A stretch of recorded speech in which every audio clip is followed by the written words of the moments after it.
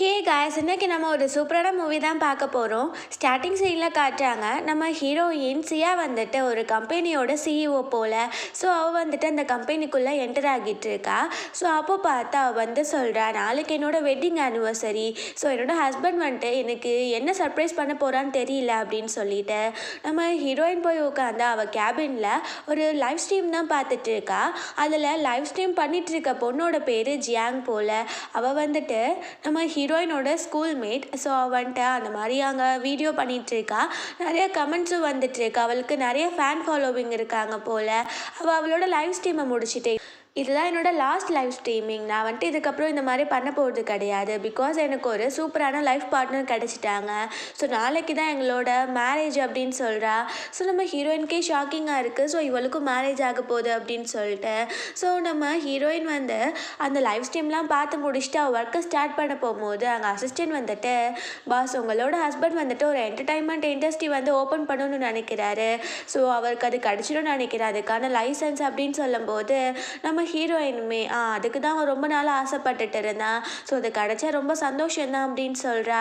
So அங்கே பார்த்தா நம்ம ஹீரோயினுக்கு அந்த ஜியாங்கோட ஃபோன் வருது. ஸோ நம்ம ஹீரோயின் ஷாக்கிங்காக இருக்குது, இவன் இதுக்கு நம்மளுக்கு கால் பண்ணுறா அப்படின்னு சொல்லிட்டு. அப்போது அவள் வந்துட்டு, நாளைக்கு என்னோட வெட்டிங், நான் வந்துட்டு ரொம்ப கிராண்டாக ஒரு ரிச்சான பர்சனை வந்துட்டு மேரேஜ் பண்ணிக்க போகிறேன். ஸோ கண்டிப்பாக நீ வரணும் அப்படின்னு சொல்கிறா. நம்ம ஹீரோயின் வந்துட்டு, என்னால் வர முடியாது, எனக்கு நிறைய ஒர்க் இருக்குது அப்படின்னு சொல்லும்போது ஜியாங் வந்துட்டு, ஏன் நீ ஸ்கூல் லைஃப்பில் நாங்கள் உன்னை புள்ளி பண்ணதை நினச்சி பயந்துட்டு நீ வரமாட்டேன்னு சொல்கிறியா? நாங்கள் அப்படிலாம் பண்ண மாட்டோம், உன்னோட கெஸ்ட்டாக தான் எதிர்பார்ப்போம் அப்படின்னு சொல்கிறா. நம்ம ஹீரோயின் வந்துட்டு இதுக்காகவே போகணும் அப்படின்னு முடிவு பண்ணுறா. அங்கே பார்த்தா காலை கட் பண்ண உடனே அந்த ஜியாங் வந்துட்டு நம்ம ஹீரோயினுக்கு ஒரு இன்விடேஷன் மாதிரி சென்ட் பண்ணுறா. அதில் பார்த்தா அவளை மேரேஜ் பண்ணிக்க போகிறதே வேறு யாரும் கிடையாது, நம்ம ஹீரோயினோட ஹஸ்பண்ட் ஷென் தான் போல். ஸோ ஹீரோயினுக்கு செம்ம ஷாக்கிங் ஆகுது. ஸோ இவன் நம்மளை வந்துட்டு இவ்வளோ ஏமாற்றிட்டு இருந்திருக்கான். ஸோ என்டர்டைன்மெண்ட் இண்டஸ்ட்ரி ஓப்பன் பண்ணுறது இவ்வளோ ஃபேமஸ் ஆக்கணும் தான் இருக்குமோ அப்படின்னு சொல்லிட்டு அவள் பயங்கரமாக யோசித்துட்டு இருக்கா. அவளுக்கு அவளை ஏமாத்தின மாதிரி ரொம்ப கஷ்டமாக இருக்குது. பார்த்தா அந்த ஷென் அங்கே வந்துடுறான் போல். நம்ம ஹீரோயின் கிட்ட அவன் வந்துட்டு, நீ எப்படி இருக்க அப்படின்னு சொல்லி கேட்குறான். பிகாஸ் அவன் பிஸ்னஸ் ட்ரிப் போயிட்டு வந்திருக்கான் போல். ஸோ அப்போ பார்த்தா நம்ம ஹீரோயினும் நான் நல்லா தான் இருக்கேன் அப்படின்னு சரியாக மூஞ்சி கொடுத்துக்க மாட்டேங்கிறா. அப்புறம் கேட்குறா, நாளைக்கு என்ன டே ஞாபகம் இருக்கா? நாளைக்கு நம்மளோட அப்படின்னு சொல்லும்போது அவன், நம்ம வெட்டிங் டே தானே, உனக்காக நான் ஒரு சர்ப்ரைஸும் வச்சுருக்கேன் அப்படின்னு சொல்கிறான். நம்ம ஹீரோயின், சரின்னு இதை பார்த்துக்கோ, எனக்கு கொஞ்சம் வேலை இருக்குது அப்படின்னு சொல்லிட்டு அங்கேருந்து போகிறா. ஸோ அவள் வந்துட்டு வெளில போகும்போது, இவன் என்கிட்ட நடிக்கிறானா இல்லை அந்த ஜியாங் என்கிட்ட போய் சொல்கிறாளா? கண்டிப்பாக இவன் தான் என்கிட்ட நடிக்கிறான். ஸோ நாளைக்கு என்னோட வெட்டிங் டே அன்றைக்கே இவன் வேற ஒரு பொண்ணை மேரேஜ் பண்ணிக்க போகிறான். ஸோ இந்த மாதிரிலாம் ஒரு பொண்ணுக்கு நடக்கவே கூடாது அப்படின்னு சொல்லிட்டு அவளுக்கு ரொம்ப கஷ்டமாகவே இருக்குது. நெக்ஸ்ட் டே காட்டுறாங்க நம்ம ஹீரோயின்மே அந்த ஜியாங்கோட மேரேஜ் ஹாலுக்கு போகிறா போல். பார்த்தா அவள் ரொம்ப முன்னாடியே போயிட்டா. அந்த ஜியாங்கும் அவளோட ஃப்ரெண்ட்ஸ் மட்டும்தான் இருக்கிறாங்க. நம்ம ஹீரோயின் உள்ளே போனோடனே இந்த ஜியாங் வந்துட்டு, என்ன நீ இப்படி ஒரு லோக்கலான ட்ரெஸ்ஸை போட்டு வந்திருக்க, நீ பிராண்டட் திங்ஸ்லாம் யூஸ் பண்ண மாட்டியா அப்படின்னு கேட்குறா.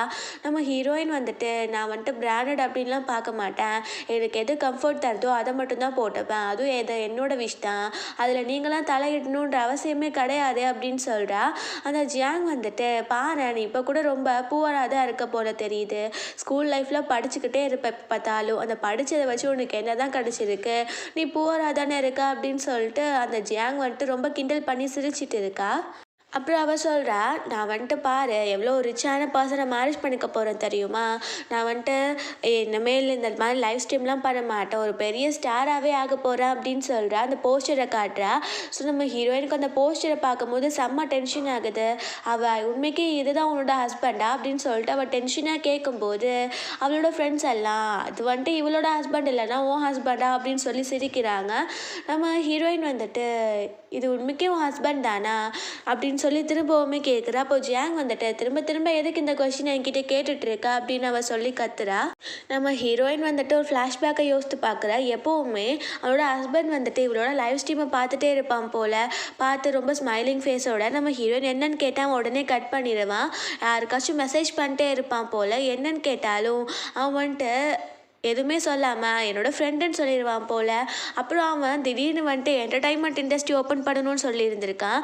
நம்ம ஹீரோயினுக்கு அப்போ எதுவும் புரியல, அவள் சும்மா விட்டுட்டா போல். ஸோ இப்போ தான் அவளுக்கு எல்லாமே புரிய வருது, அவளுக்கு ரொம்ப கோவம் வருது.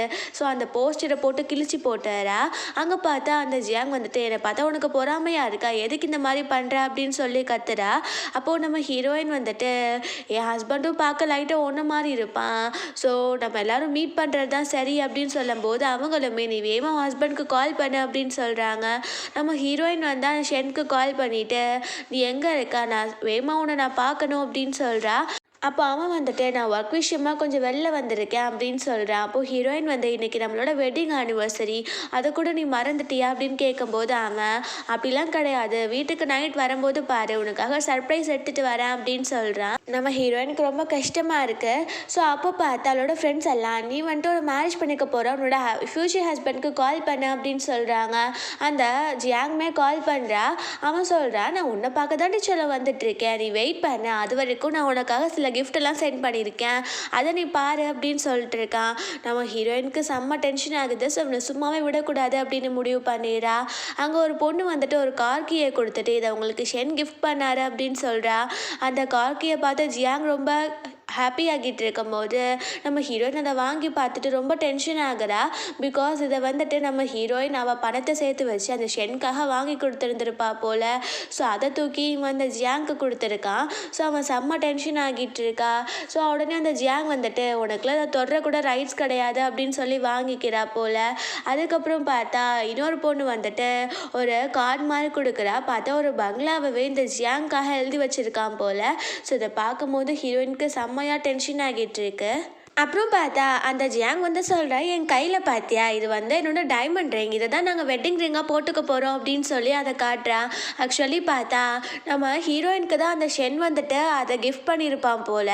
ஒரு வாரத்தில் இது கபோர்ட்லேருந்து காணாமல் போயிடுச்சு. ஸோ அவள் காணாமல் போயிடுச்சு அப்படின்னு சொல்லிட்டு தேடிட்டு விட்டுட்டா போல். பார்த்தா இவன் தான் அதை எடுத்துகிட்டு வந்துட்டு இவக்கிட்ட கொடுத்துருக்கான் போல். நம்ம ஹீரோயின் டென்ஷன் ஆகிட்டு அதை வாங்கிட்டு இது என்னோட ரிங் அப்படின்னு சொல்கிறா. அவள் உனக்கு என்ன பைத்தியம் பிடிச்சிருச்சா, அதை கொடு அப்படின்னு சொல்லும்போது நம்ம ஹீரோயின் அதை கீழே போட்டு உடச்சிடுறா போல். அந்த ஜியாங் வந்துட்டு உனக்கு என்ன பைத்தியம் பிடிச்சிருச்சா அப்படின்னு சொல்லி கத்திட்டு இருக்கா.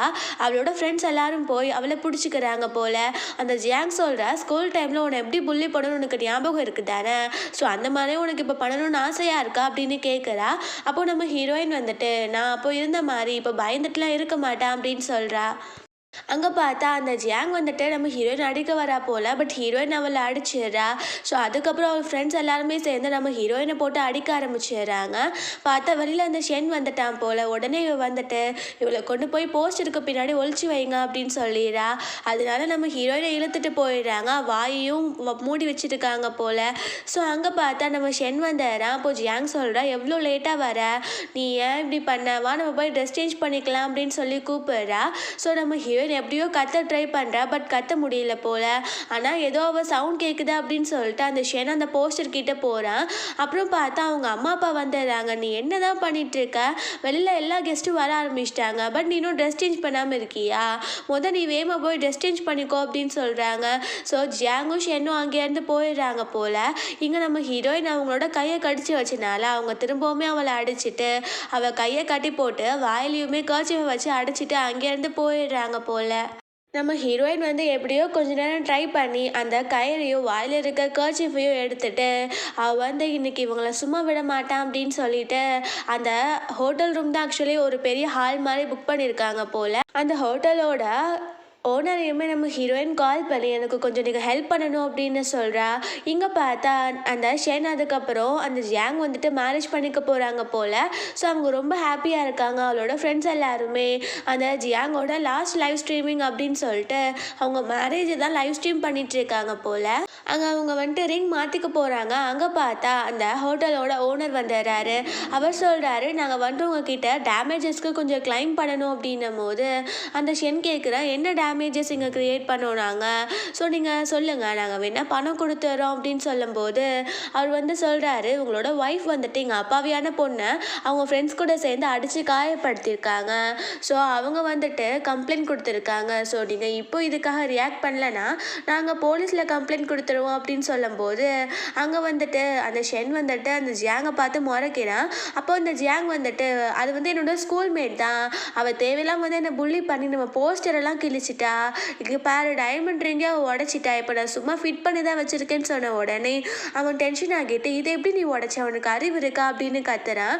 ஸோ எல்லாரும் இருக்கிறத பார்த்துட்டு சரி விடு நம்ம வேற ரிங் வாங்கிக்கலாம் அப்படின்னு சொல்லிட்டு அங்கே அந்த ஹோட்டலோட ஓனர்கிட்ட கொஞ்சம் பணத்தை கொடுத்துட்டு இதை கொண்டு போய் அந்த பொண்ணுக்கிட்ட கொடுத்துருங்க, இதை வச்சு அவளுக்கு ட்ரீட்மெண்ட் பார்த்துக்க சொல்லுங்கள், இன்றைக்கி எங்களோட பிக் டே, ஸோ நான் இன்றைக்கி யாருமே டிஸ்டர்ப் பண்ண வேண்டாம் நினைக்கிறேன் அப்படின்னு சொல்கிறான். அந்த ஹோட்டல் ஓனர் சொல்கிறாரு, இன்னும் கொஞ்சம் வேலை இருக்குது, இங்கே நீங்கள் அரேஞ்ச் பண்ணியிருக்க டெக்கரேஷன்ஸ் ஃபுட் எல்லாத்துக்கும் இப்போவே நீங்கள் பே பண்ணணும் அப்படின்னு சொல்கிறாங்க. அங்கே பார்த்தா அவன் வந்துட்டு நாங்கள் இன்னும் எதுவுமே ஸ்டார்ட் பண்ணல, அதுக்குள்ளே எதுக்கு பேமெண்ட் கேட்குறீங்கன்னு சொல்லும்போது அந்த ஹோட்டலோட ஓனர் வந்துட்டு ஹீரோயின் சொன்னனால அப்படி பண்ணுறாரு போல். ஸோ சொல்கிறாரு, இதுதான் இந்த ஹோட்டலோட ரூல்ஸ், நீங்கள் பே பண்ணாமல் இருந்திருக்கீங்கன்னு சொன்ன உடனே அவன் கார்டை கொடுத்துட்டு சரி இதுலேருந்து பணத்தை எடுத்துக்கோங்க அப்படின்னு சொல்கிறான். ஸோ அங்கே பார்த்தா நம்ம ஹீரோயின் யாருக்கோ கால் பண்ணி அந்த கார்டை ஃப்ரீஸ் பண்ணிடுங்க அப்படின்னு சொல்கிறா. ஸோ அவன் வந்துட்டு கார்டை கொடுக்கும்போது அந்த கார்டு ஒர்க் ஆகலைன்னு சொல்கிறாங்க. ஸோ திரும்ப இன்னொரு கார்டு கொடுக்குறான், அதுவுமே ஒர்க் ஆகலைன்னு சொன்ன உடனே அவனுக்கு ஒன்றுமே புரியல. ஸோ அவன் வந்துட்டு உங்கள் மெஷின் தான் தப்பாக இருக்குது அப்படின்னு சொல்கிறான். ஸோ அவங்க போய் வேற ஒரு மிஷின் எடுத்துகிட்டு வராங்க. ஸோ அதுலேயும் ஒர்க் ஆக மாட்டேங்குது. ஸோ அவன் யோசிக்கிறான், என் கார்டை யாரும் பிளாக் பண்ணிட்டாங்களா, சரி நம்ம சியாக்கே கால் பண்ணலாம் அப்படின்னு சொல்லிட்டு அவன் கால் பண்ணுறான். பார்த்தா அங்கே ஃபோன் ரிங் ஆகுறது கேட்குது. அவன் ஷாக் ஆகிட்டு ஃபோனை கீழே போட்டுறான். ஸோ பார்த்தா அங்கே இருக்க ஒரு பர்சனோட தான் போல். அவன் வந்துட்டு நான் போய் கால் அட்டன் பண்ணிட்டு வரேன் அப்படின்னு சொல்லிட்டு போயிடுறான். இவன் வந்துட்டு திரும்பவுமே கால் பண்ணி பார்க்குறான், நம்ம ஹீரோயின் எடுக்கவே இல்லை போல். ஸோ இவனுக்கு இப்போ என்ன பண்ணுறது அப்படின்னே தெரியல. ஷென் வந்துட்டு ஜியாங் கிட்ட அந்த பொண்ணு எங்கே இருக்கா, அவகிட்ட போய் டேரக்டாக நானே பேசிடுறேன் அப்படின்னு சொல்கிறான். ஸோ அவளுமே அந்த போஸ்டருக்கு பின்னாடி தான் அவள் இருக்கா அப்படின்னு சொன்ன உடனே அவனுமே அங்கே போகிறான். ஸோ இங்கே பார்த்தா இவங்களுக்கு அப்புறமா பே பண்ணுறேன்னு சொன்னனால அவங்க அங்கேருந்து போயிடுறாங்க போல். ஸோ அங்கே பார்த்தா நம்ம ஹீரோயின் தான் தெரியாமல் அவன் வந்துட்டு இங்கே பாருங்கள் என்னோட ஒய்ஃப் வந்துட்டு எதுவும் தப்பு பண்ணிட்டா, பட் அவளை மன்னிச்சிடுங்க, உங்களுக்கு எவ்வளோ பணம் வேணுமோ நான் தரேன் அப்படின்னு சொல்லும்போது நம்ம ஹீரோயின் வந்துட்டு எவ்வளோ பணம் கேட்டாலும் தருவீங்களா அப்படின்னு கேட்குறா. இந்த வாய்ஸை கேட்கும்போது அவனுக்கு ஷாக்கிங்காக இருக்குது, இது என்ன ஜியாவோட வாய்ஸ் மாதிரியே இருக்குது அப்படின்ட்டு. பட் அவள் தான் கம்பெனியில் இருப்பாளே, ஸோ இது என்னோட பிரம்ம போல அப்படின்னு சொல்லி அவன் யோசிக்கிறான். அவனோட கார்டை கொடுத்துட்டு இதை நீங்கள் வச்சுக்கோங்க, இதில் இருக்க பணத்தை யூஸ் பண்ணிக்கோங்கன்னு சொல்லும்போது நம்ம ஹீரோயின் வந்துட்டு நான் இப்போ தான் பார்த்தேன் உங்கள் கார்ட்லேருந்து எந்த ஒரு பணமும் எடுக்க முடியல, ஸோ இதை வச்சு நீங்கள் எப்படி என்னை சமாளிக்கலாம் நினைக்கிறீங்க அப்படின்னு சொல்லிட்டு அவள் கேட்குறா. அப்போ அவன் நான் அதெல்லாம் சரி பண்ணிடுவேன், நீ கூட கூட எதுக்கு பேசிகிட்டு இருக்க, முதல் உன் மூஞ்சை பார்க்கணும், அப்போ தான் உன்னை 4 திட்ட முடியும் அப்படின்னு சொல்லிட்டு அந்த போஸ்டரை தள்ளி விடுறான். பார்த்தா அங்கே நம்ம ஹீரோயின் தான் இருக்கா.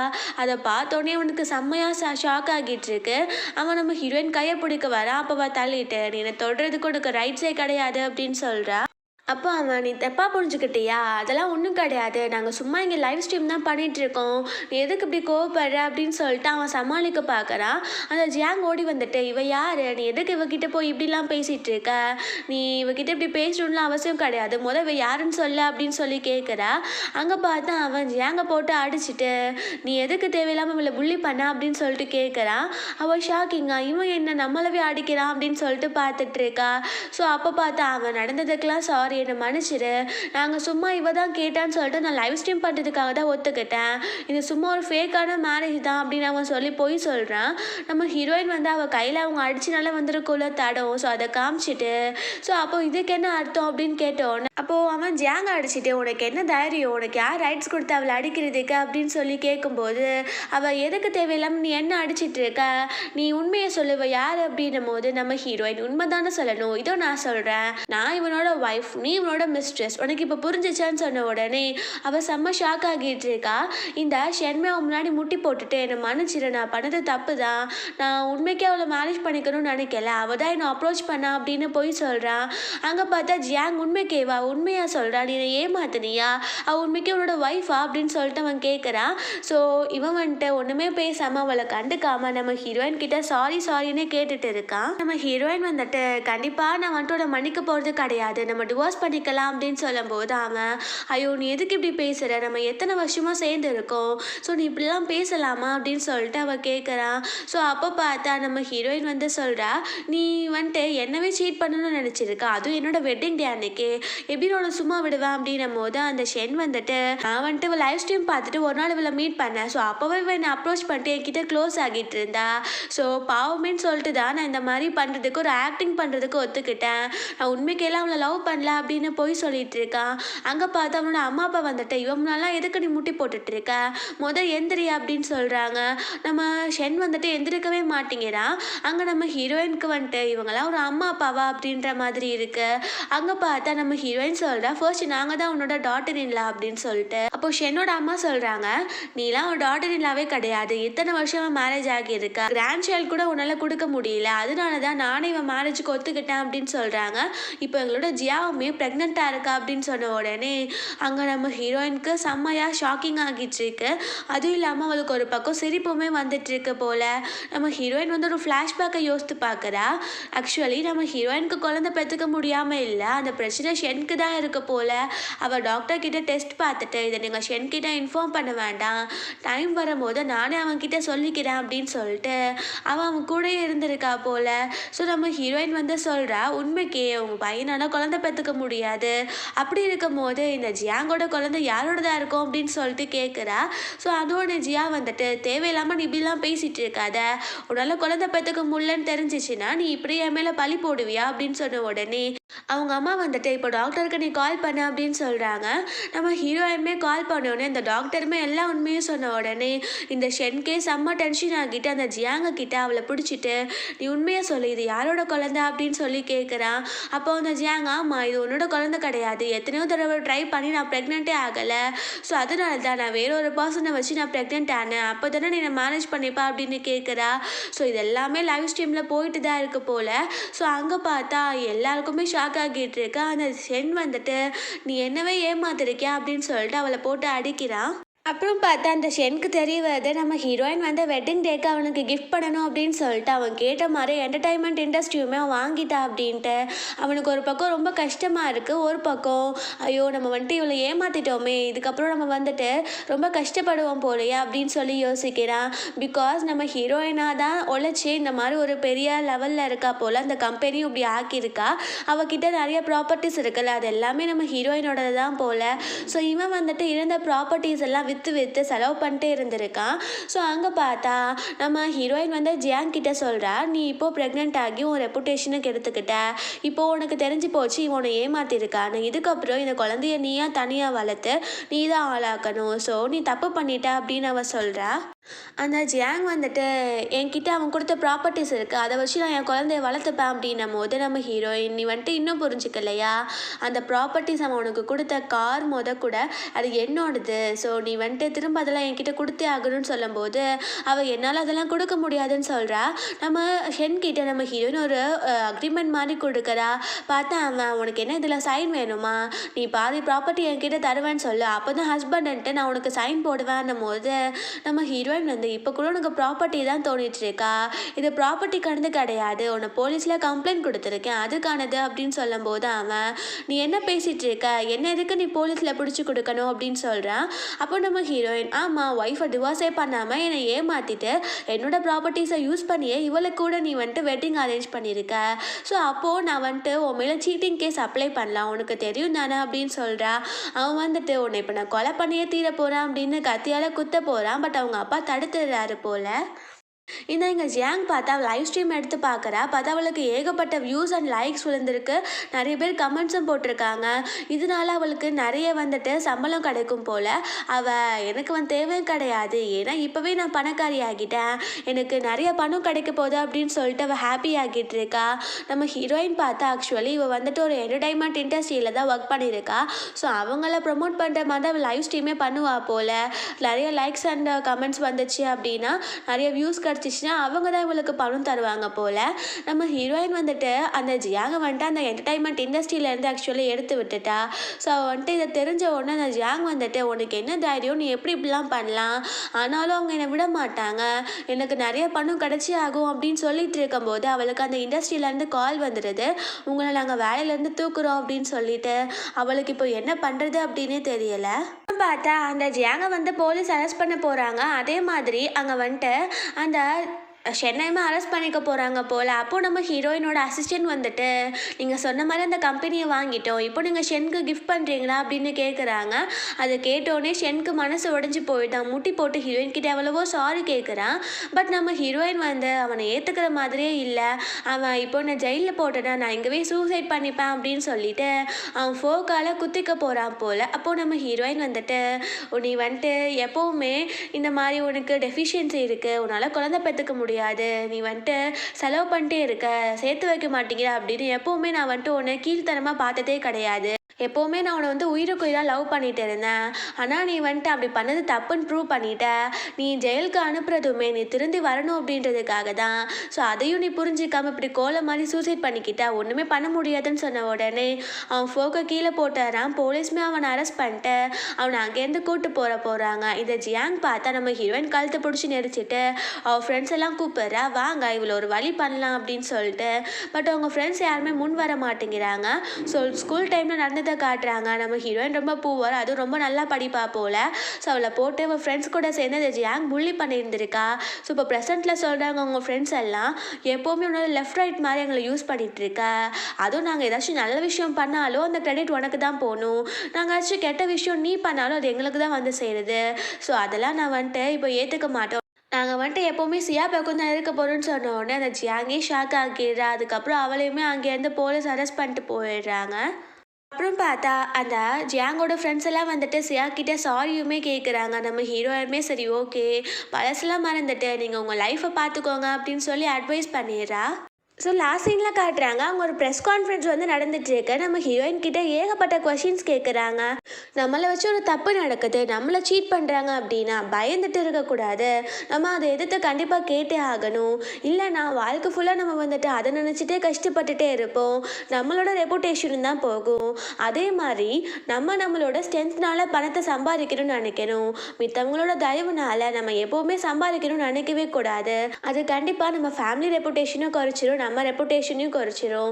ஸோ கண்டிப்பாக நம்ம எப்போவுமே நம்மளோட ஸ்ட்ரென்த்தை வச்சு பணத்தை சம்பாதிச்சு நம்ம வாழ்க்கையில் ரொம்ப ஹையான பொசிஷனுக்கு போகணும் அப்படின்னு சொல்லி அவள் அட்வைஸ் பண்ணுறா. ஸோ இப்படியே இந்த மூவி முடிஞ்சிடுது.